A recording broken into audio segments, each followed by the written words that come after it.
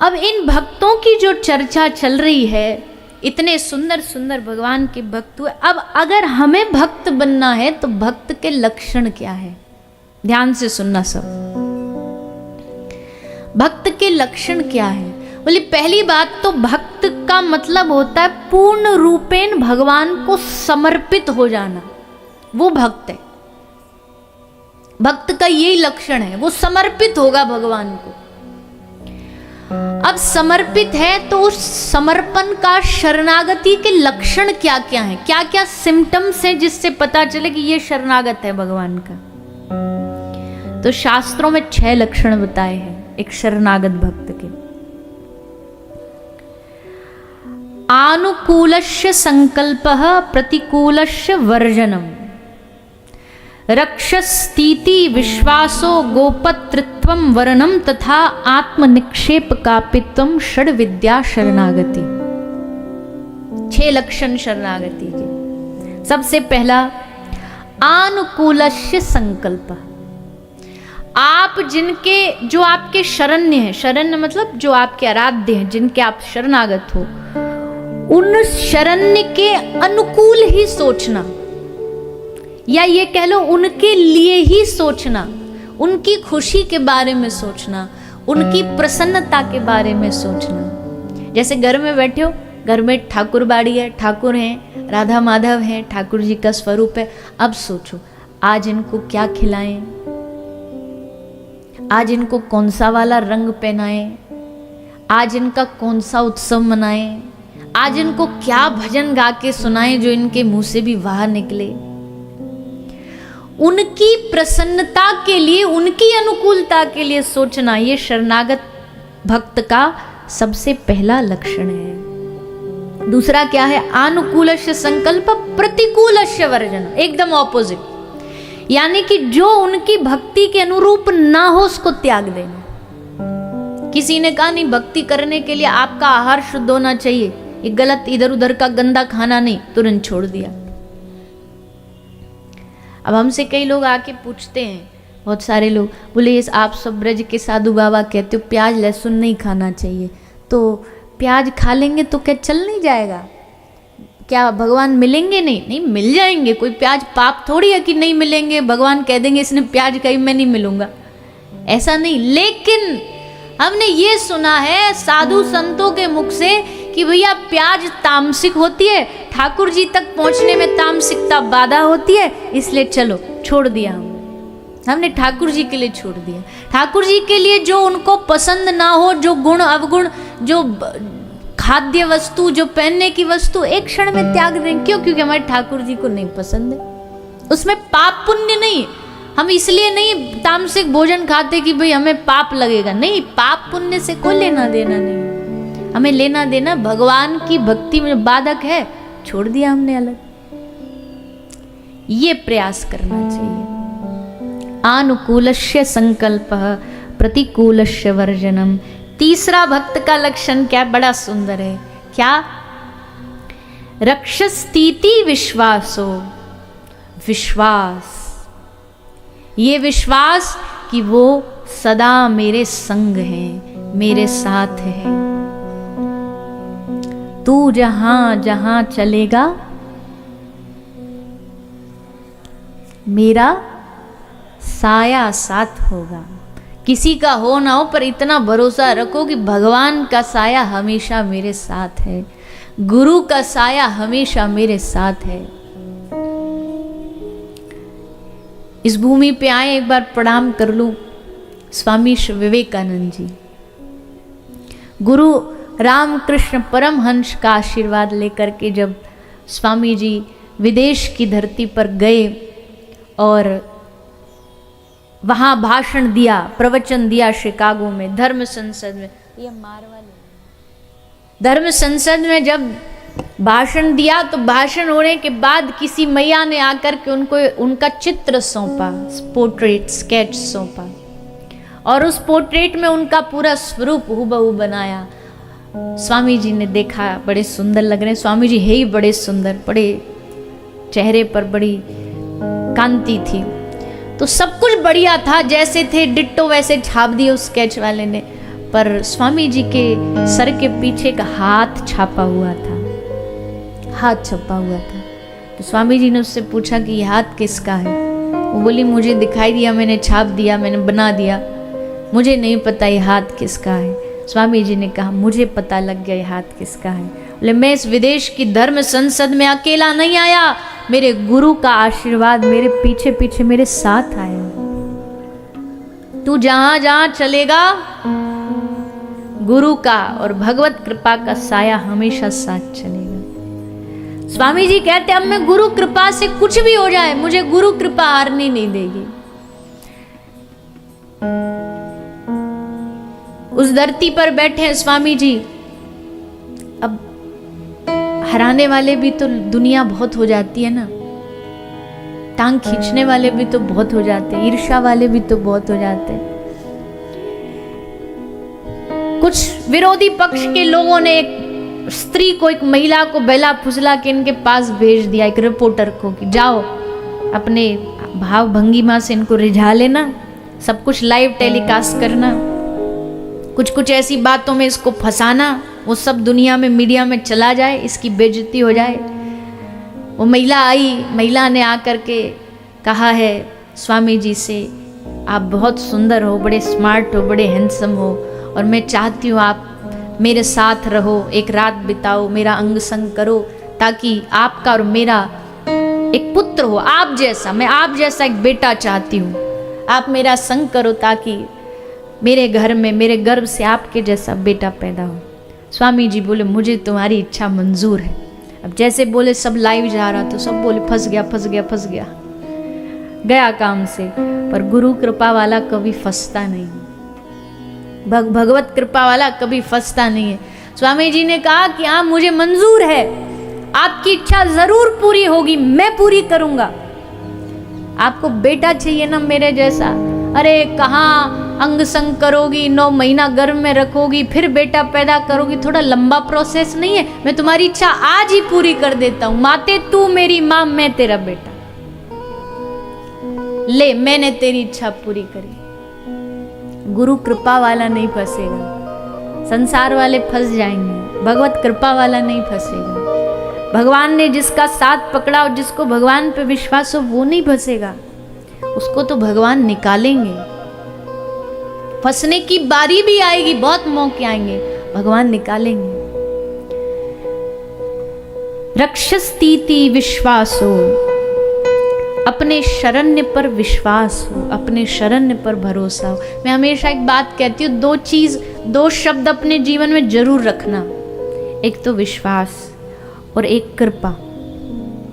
ये 2 शब्द ऐसे हैं जो आपको भगवान से जोड़े रखेंगे। भगवान की कृपा, जो कर रहे हो, भजन कर रहे हो, एक आध माला गलती से हो पा रही है, दिन में 2-4 नाम हो पा रहे हैं, ये उनकी कृपा से हो रहे, अपने पुरुषार्थ से नहीं हो रहे। वो कृपा कर रहे तब उनका नाम निकल रहा। नहीं तो ये जिव्या तो इतनी जिद्दी है कि इसको लाख कह लो तो भगवान का नाम ले नहीं लेगी।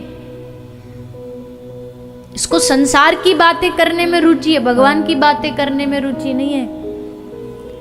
दुनिया की निंदा करा लो, दुनिया की बुराइयां करा लो, बैठी बैठी खूब बातें बना लेगी, खूब बोल लेगी, और जैसे ही भगवान की बोलने की बारी आएगी तुरंत नींद आ जाएगी, तुरंत आलस आ जाएगा।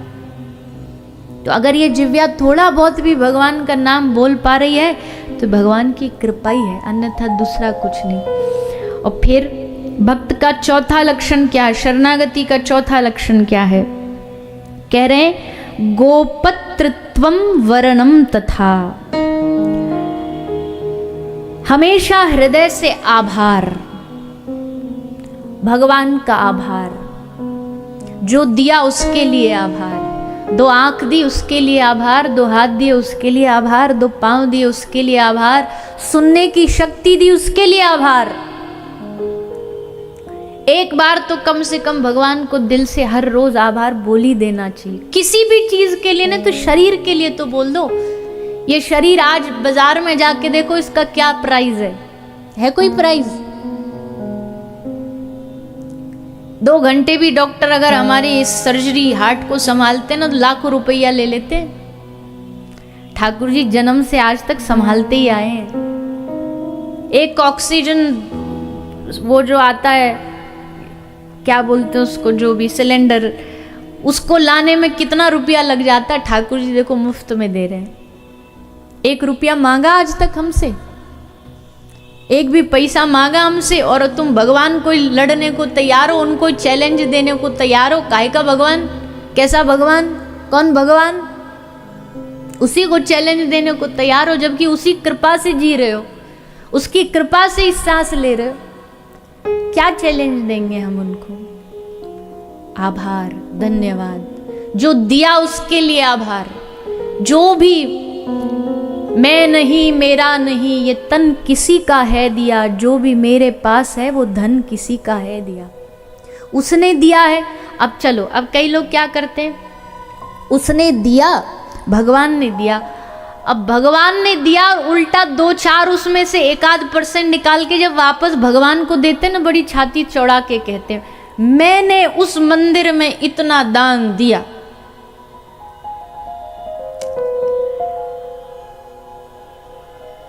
अब मान लो मेरा धन है, मेरी कमाई है, मेरा पुरुषार्थ है, उस पुरुषार्थ को आपने किसी को रखने के लिए दिया कि भाई ये आप हमारा पैसा है, कुछ समय के लिए रख लीजिए। और जब आप उनसे लेने गए, जब आप उनसे मांगने गए, तो बड़े छाती चौड़ा करके बोले हमने तुमको 10 लाख रुपया दे दिया। आपके मन में आएगा भैया हमने तो तुम्हारे पास रखा था, हमारा ही है, तुम हमको क्या दोगे?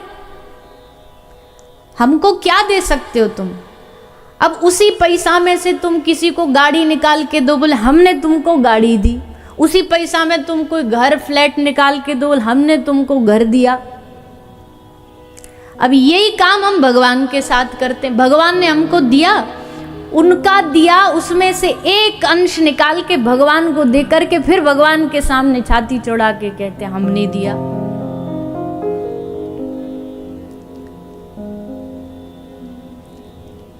यहाँ कथा चल रही है, कोई यहाँ और फंक्शन हो, बाबूजी का कुछ जन्मदिन हो, कोई एनिवर्सरी हो, कुछ भी चल रहा हो, गेस्ट बाहर से आए, देखा भैया सबरे गिफ्ट्स लेके आ रहे हैं, हम तो कुछ लाई नहीं इनके लिए। तो बोला क्या करूं क्या करूं? यहीं सामने दीवार पे पेंटिंग टंग रही, उसी को उतार के बोले लो सिकेडी साहब हम आपके लिए गिफ्ट लाए। तो हंसेंगे आपकी? नहीं हंसेंगे। भाई तू क्या देगा हमें? हमारी चीज हम ही को दे करके हम पे ही ऊपर छाती पे चढ़े जा रहा है, हमारे ही सर पे चढ़े जा रहा है। ठाकुर जी कह रहे हैं तू क्या देगा मुझे? अरे दुनिया में आया था, नंगा आया था, एक कपड़ा पहन के भी नहीं आया था। उसके बाद जो भी दिया तुझे मैंने दिया, और तू मुझे ही दे करके कह रहा है कि हाँ प्रभु हमने तुमको इतना लाख रुपया दिया, हमने तुमको सोने का हार दिया, हमने तुम्हें सोने का ये दिया। क्या देंगे? प्रभु का दिया प्रभु को दे करके क्या दिखाना चाहते हैं? हृदय से आभार, उसकी लीला का कोई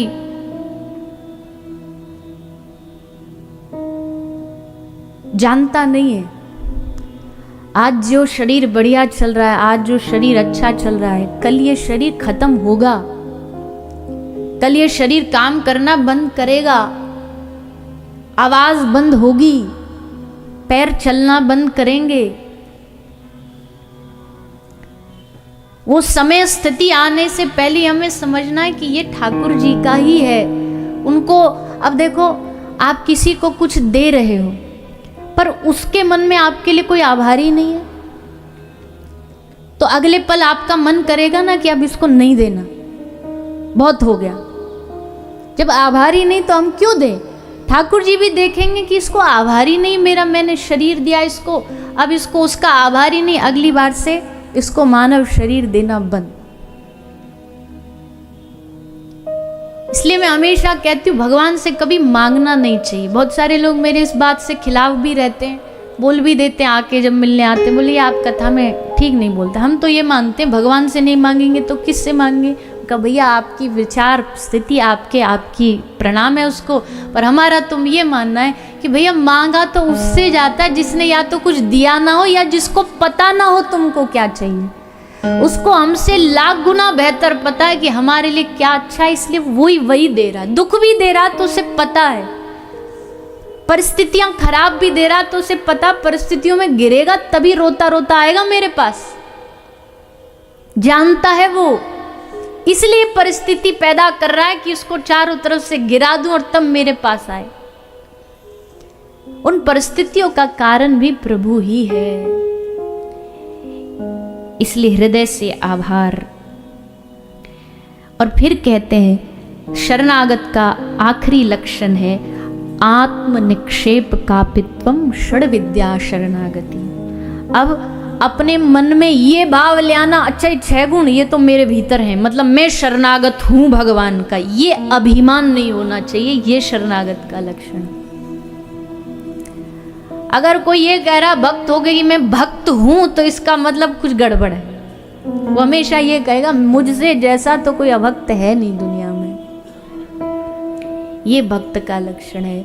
इसलिए ये 6 प्रकार के गुण अगर थोड़े थोड़े भी हम में है ना, तभी समझिए कि हम भक्त बनने की लाइन में लग गए हैं। भक्त बने तो नहीं अभी, पर चलो एटलीस्ट मंजिल तो मिल ही जाएगी, भटक कर ही सही। गुमराह तो वो हैं जो घर से निकले ही नहीं।